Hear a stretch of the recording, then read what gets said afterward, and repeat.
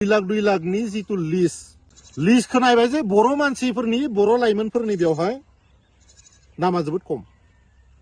दिनै हाग्रामाया मानो एसेबां नाफामनि बादै गुबुनारिफोरखौ प्रायरिटि होदों बे बाथ्राखौ जों बुजिना मोनाखै। लोगोफोर बोरैबा UPPLनि काहानिफोरखौ सानोबा बिराद बोरैबा दुखु मोनग्रा जाबायलै आङो। माने बिथांमोना 5 बोसोराव गब सरखार खालामबाय आरो हथारैनो माने धंस जाबाय। बेफोरखौ साननानै बोरैबा मोनो आरो। ओमफ्राय बे UPPLनि लिडारफोरनि अबस्थाफोरखौबो साननानै बिराद दुखु मोनलालाङो आरो बेफोरबायदि। ओमफ्राय अब्लाबो माने बुङा सानब्लाबो बुंनांगौ जायो आरो। दा दिनै थिग बिदिनो रुंगल बर' बिथांखौबो बुंनाय जासिगोन आरो रायजो नोंथांमोन। दा दिनै रुंगल बर' बिथाङा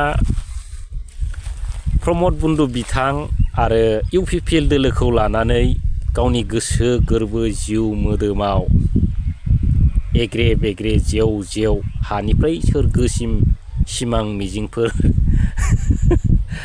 दंब्ला नङा होमब्ला, गारि घरा बायनायनि, बिल्डिं लुनायनि, एर'प्लेन बायनायनि सिमां दङब्ला बैफोर सिमां मिजिंफोरखौ माने खोमाखि एरननाय बायदि एरननानै गाहरोब्ला आदा रुंगल बर' बिथाङा माने थांनानै थानायाव एसे सान्थि मोनगोन आरो गोसोफ्रा रेजें जागोन।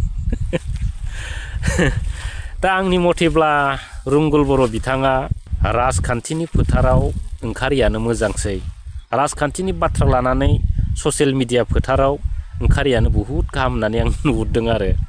दिनै बिथाङा नुजायो ससियेल मिडियायाव नङा होमब्ला, UPPLनि गोहोखौ बारायनो सरकारखौ दानो हागौबा मिजिं आसा लानानै जायखि बुङा गाज्रिमोन मोजांमोन बिथाङा ओंखारबाय थायो आरो। धन्यबाद होनांगोन आरो बे मोनसेखौ।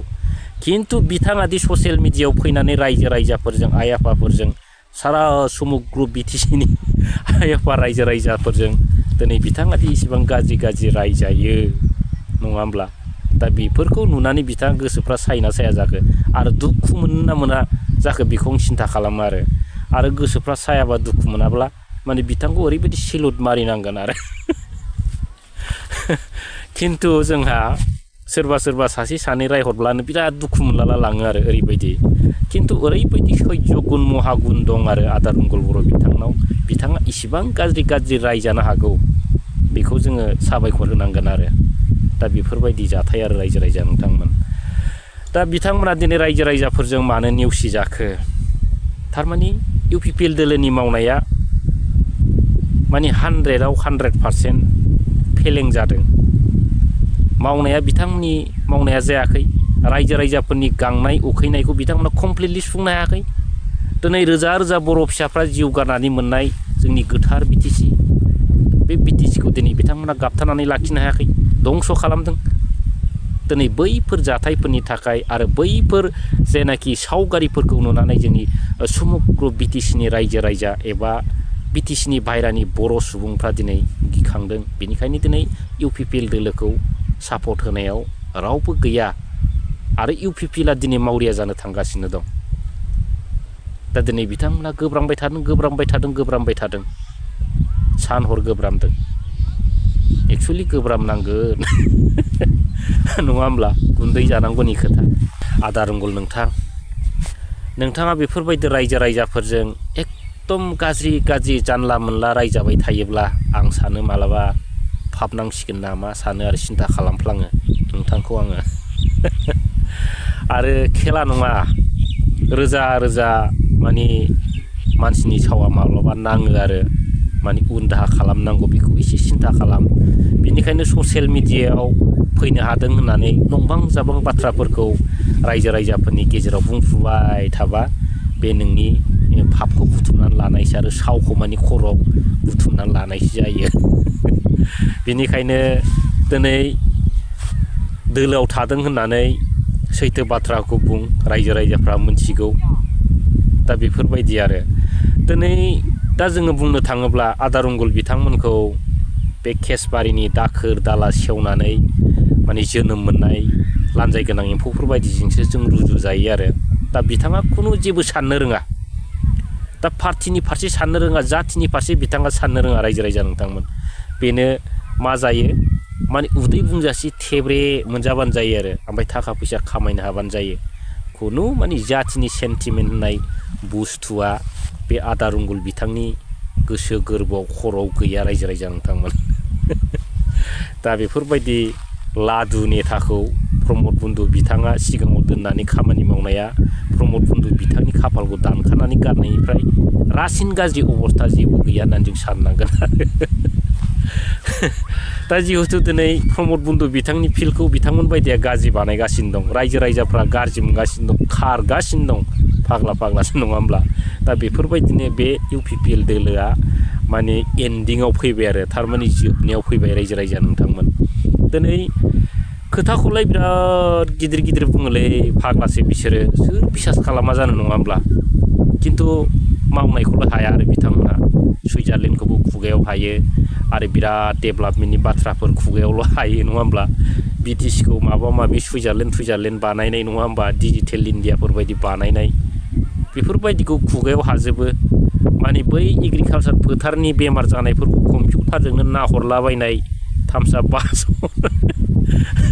बेफोर रायजो राजा नोंथांमोन नङा होमब्ला दा बेफोरबायदिनो रायजो राजाफोरखौ थगायदों बिनिखायनो बिथांमोना रायजो राजाफोरजों गाज्रि मोनजादों आरो बिथाङा मा बुंबावनो 2 लाखखौ लानानै माखासेखिनि बाथ्रा बुंबावदों बिथांमोना दा जोंनि बर' लाइमोनफ्रा 2 लाखखौ खम मोनदों जाहैदों गुबुन हारिनि मानसिफ्रासो बिराद बारा मोनदों जाहैदों आरो हाग्रामा महिलारि सारा जोंनि बर' लाइमोनफोरखौ नाफामफोरखौ नासयबाय होननानै बिथाङा बुंदों आरो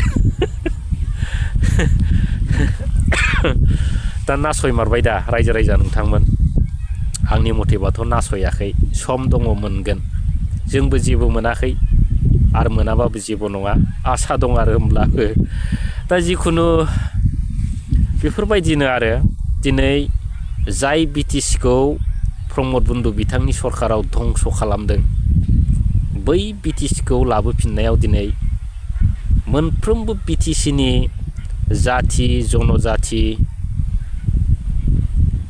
आइ आफाफ्रा दिनै हाग्रामा महिलारि सारजों गसंथानानै मदद होदों बे BTCखौ जों लाबोफिननांगौ गाबथानांगौ होननानै दिनै मुस्लिम भाइयानो जा सावथालानो जा राजबंसियानो जा जोंनि BTCआव जेसेबांखि हारिनि रायजो राजाफोर दं बिथांमोना मदद खालामदों बिथांमोननि मदद खालामनायनि गेजेरजोंसो जों दिनै प्रमद बन्धु बिथांमोना जे BTCखौ दंस खालामदोंमोन दा बे BTCखौ दिनै लाबोनो हादों नंगौना नङा दा दिनै इसिबां खैफोदनिफ्राय BTCआ बासायबाय दिनै गासिबो हारिफ्राबोथ' मोन्थाय दं मोननायनि जिहेतु BTCखौ बासायनायनि थाखाय नंगौना नङा रायजो राजा नोंथांमोन दा बैफोर BTCखौ जुदि बिथांमोना दंस खालामोमोनब्ला बेफोरबायदि मोनसे परिस्थितिया फैनायबो जानाय नङामोन खोमा जों बेखौ सानो आरो दिनै जायनि थाखाय जों माने साफ्रोमखौबो लानानै आवगायनांगौ जायो दा गाज्रि नङा दा दिनै बिथांमोना मानाव गिदिर महिलारि सार बिथांनि BPF दोलो सरकारखौ बदनाम खालामनो थाखाय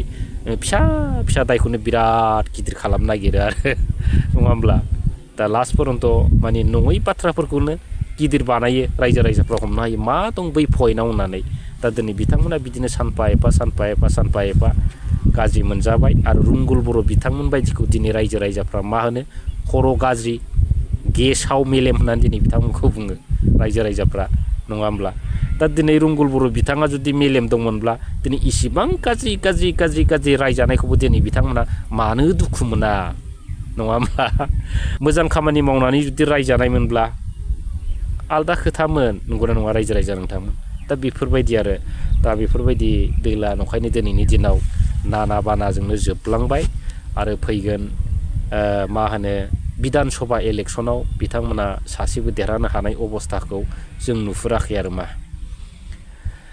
दा भिडिअआ सानफा एफा बेफोरबायदिनो गोलावद्राय जायोलै रायजो राजा नोंथांमोन दिनै बेखिनियावनो दोनसै गाबोनहाय मोजां कन्टेन्टजों लोगोसे नोंथांमोननि गेजेराव हाजिर जाफैलायगोन लोगोफोर थेंक इउ